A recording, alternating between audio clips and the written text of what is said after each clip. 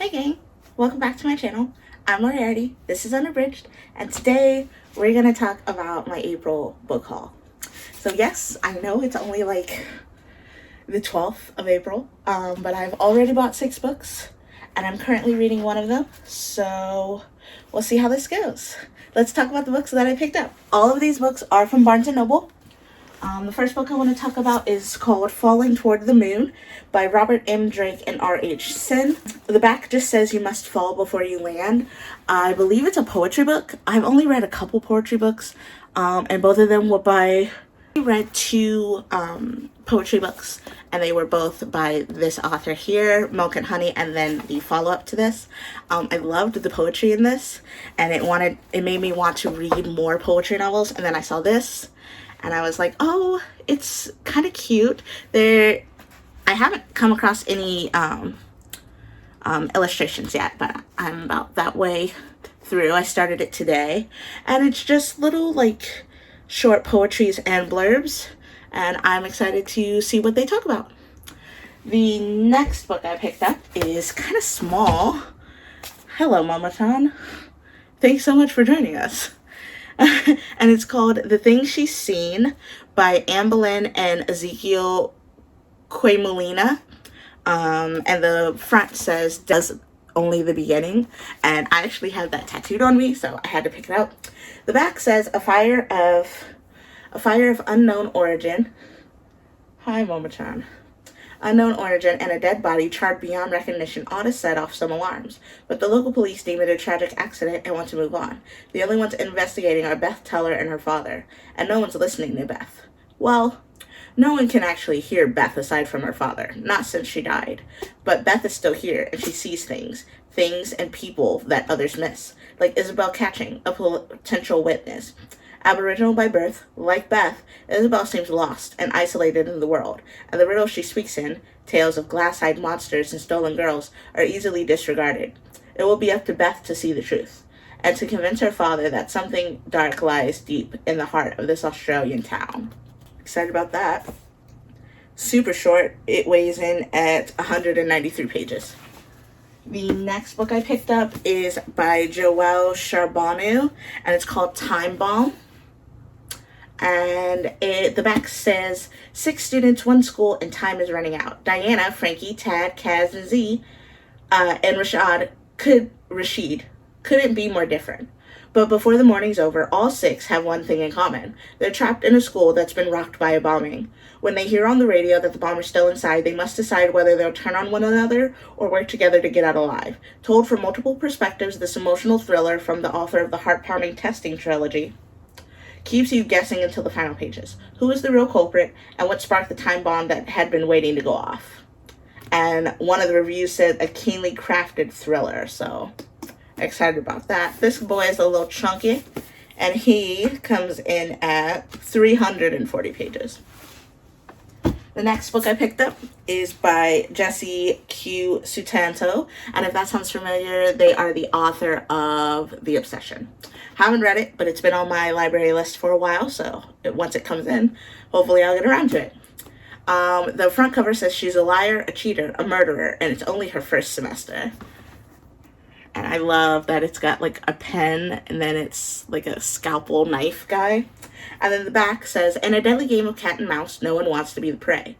Leah Setiawan is the new girl at school. After getting over the shock that she's won a full ride to the prestigious Draycott Academy on a track scholarship, Leah is determined to make it work, even though she's never felt more out of place in a school full of students who have private planes, designer drugs, and bags that cost more than her car.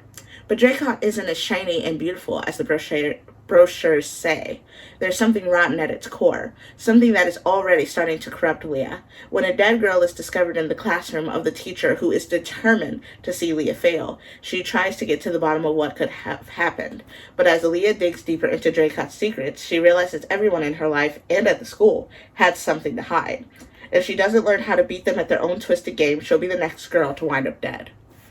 And this one is a little bit thicker, and it comes in at 150 pages. Now, the next two books and the last two books are part of a series by the same author, Mindy McGinnis. The first one is called The Initial Insult, and it looks like this, and it's a beautiful cover. And then the second one is called The Last Laugh, and it looks like this, and it's a beautiful cover. And yeah, so let's figure out what these are about. I picked this up solely on this review, so if James Patterson lied, we gonna have to fight. Like, we're gonna have words. But it basically says, if Edgar Allan Poe came back to write the scariest high school murder story ever, it probably wouldn't be as half as good as Mindy McGinnis's The Initial Insult. I mean, that's huge praise, so I picked it up. But the book is actually about this. Tress Montour's family used to mean something, until she didn't have a family anymore. When her parents disappeared 7 years ago while driving her best friend home, Tress lost everything. Felicity Tornado has it all: looks, money, and a secret. One misstep could send her tumbling from the top of the social ladder, and she's worked hard to make everyone forget that she was with the monsters the night they disappeared. Felicity has buried what she knows so deeply that even she can't remember what it is. But Tress has a plan. A Halloween costume party at an abandoned house provides the ideal situation for Tress to pry the truth from Felicity, brick by brick, as she slowly seals her former best friend into a coal chute. Tress will have her answers, or settle for revenge. Okay, so now we've got like a retelling of the Cask of Amontillado, and I'm here for it. The sequel to this, The Last Laugh, I should read what this is about because I feel like it's going to continue and I will spoil myself. These are the books that I picked up for the month of April. Welcome back to my channel. I'm Moriarty. This is Unabridged, and I have a lot of books that I bought this Saturday with my cousin. I'll put her YouTube channel right here, and I'm gonna put them away on this bookshelf. I've had this bookshelf for a long time, but my studio slopes, and I didn't think that I was going to be able to put it in here or do anything with it, but alas, it fits perfectly in this one area, so I'm gonna use that. I do have some space towards the bottom of my bookshelf on my pink shelf, but my cats are really weird and they like lay in it, and I don't want them to like damage my books trying to lay in the bottoms of my bookshelves, so I figured I would get a brand new one and hopefully just fill up the top so I can leave those empty and I don't have to worry about the cats destroying my books.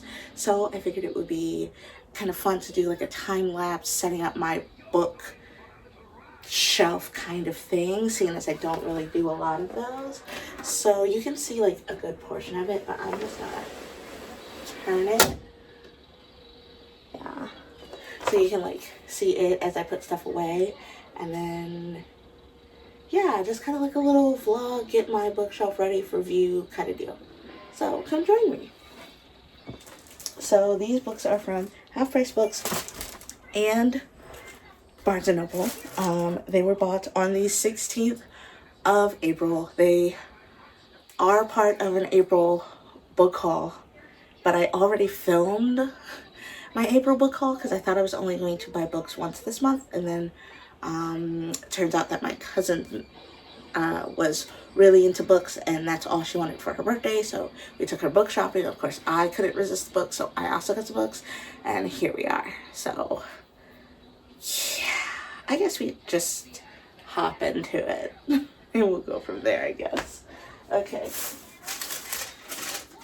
get rid of this evidence, this receipt.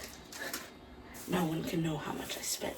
Like, these are books from Half Priced. So this is Paris to Die For by Maxine Kenneth, and it's basically as if Jackie O was First Lady of Mystery for the CIA.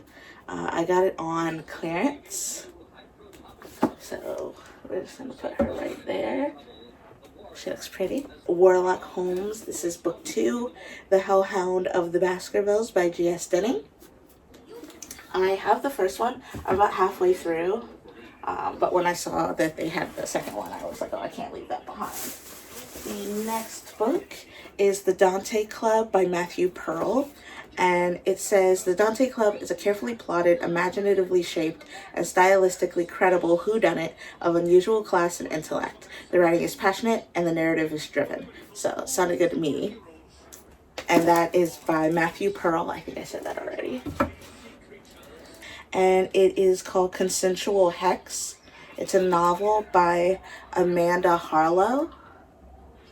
And I don't know what it's about, but I picked it up off of this quote right here. Gloriously angry and deliciously weird, Consensual Hex is oh so satisfying. A tale of rage and revenge that's delivered with both heart and savage wit. Darker than a midnight sky on a new moon, I devoured it in a single breathless gulp. So I'm excited for that. This is our first hardback, so I guess I'll put that up there. Oh, that fits like perfectly. I could not leave it behind. It's called The Cat Who Saved Books by Sosuke Natsukawa. That's what it looks like. Like, the cover alone is so pretty. So I'm very excited. It's another hardback, so we'll put it up there. Whoop. Book I have is If We Were Villains by Ml Rio, and I actually got this book from the library and started reading it, and then it went back, so I'm going to see if I can figure out where I was and go from there. Okay, then the next book I got is Perish Twice by Robert B. Parker, and I mean, I didn't really need anything else. A title like Perish Twice sounds amazing. A Sunny Randall novel, and she's supposed to be a dope detective, so I am very excited. Yeah, she is a Boston PI, and I'm very stoked. Baby paperback. The next book is Nimona by Noelle Stevenson.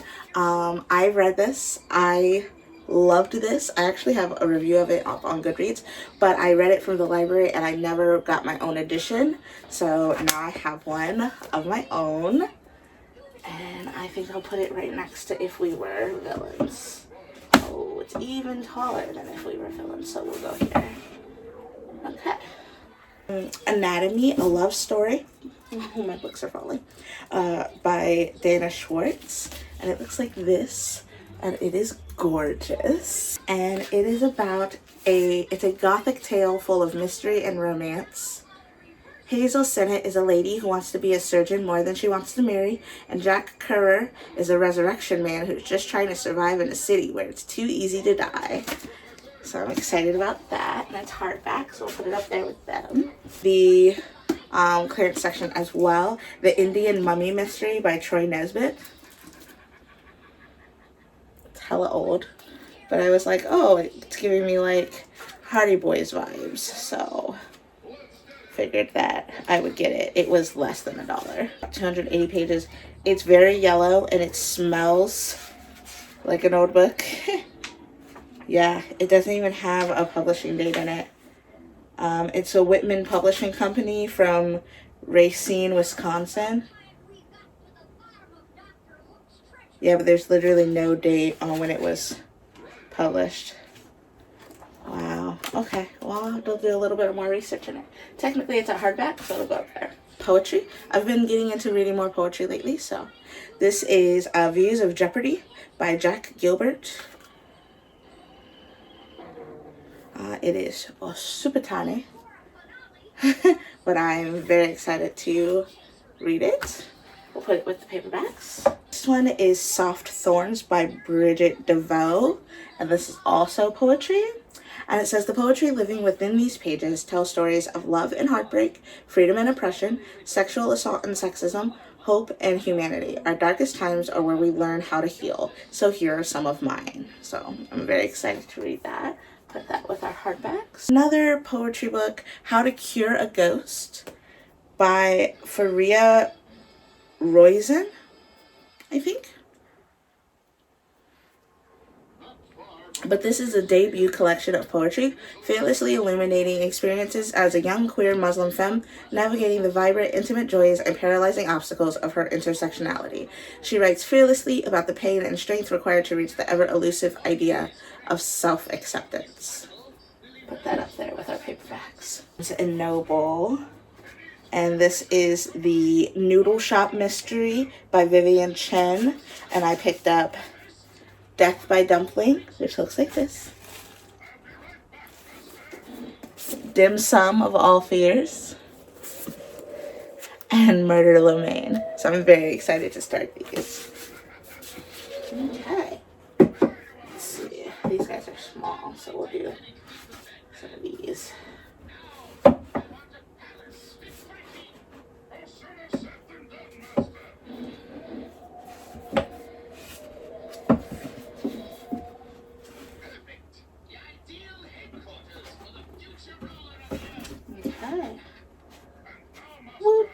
This, which is Scout is Not a Band Kid by Jade Armstrong. I'm letting you know right now, if you like graphic novels and you love adorable female protagonists, this is the graphic novel for you. Like, I finished this in a day. I was absolutely addicted. It gave me enough band nostalgia to actually go back and play my flute, which I have not touched in 12 years. And just a heads up, muscle memory does not go away. I have not touched a flute in 12 years, and I still, like, mentally remember the B flat major scale, and my fingers remember for my flute. Like, I literally played it not an hour ago for the first time in, like, 12 years, automatically, without fail. It was amazing. And this book did that for me. So definitely check it out. Super adorable. I loved it. I loved it. I loved it. I loved it. Oh, 5 stars. This is the first book that I finished for the month of April. I know we're in our, like, last week, but it's okay. I'm gonna get a couple more books done. But this one, 5 stars, chef's kiss. Boom. We're gonna put that up there with our other graphic novel, and then we will put, well, I guess I didn't get as many books as I thought I did. What is 3, 6, 9, 10, 11, 12, 13, 14, 15, 16, 17. I picked up 17 books. Yeah, I guess I didn't get as many books as I thought I did. Oh well. But yeah, so this is me putting my books away. Probably move some of my books that are in other hauls or just stacked on top of each other over here as well, just so that they look a little bit better. But yeah, so that was me putting my books on my new bookshelf. I did, like, the first 2, you probably can't see that, actually. I did the first 2 shelves. And yeah. Thanks for listening to me ramble about the books that I bought. But yeah, if I happen to grab any more books, I will gladly tell you about them. But this is my April book haul so far. I'm super excited to read these 2 books in particular because I love Edgar Allan Poe. And I can't wait to see what she does with his work. So these are the books that I got in the month of April. Thanks so much for listening to me ramble about books, as always. I'm Moriarty. This is Unabridged, and I'll see you next time. Bye!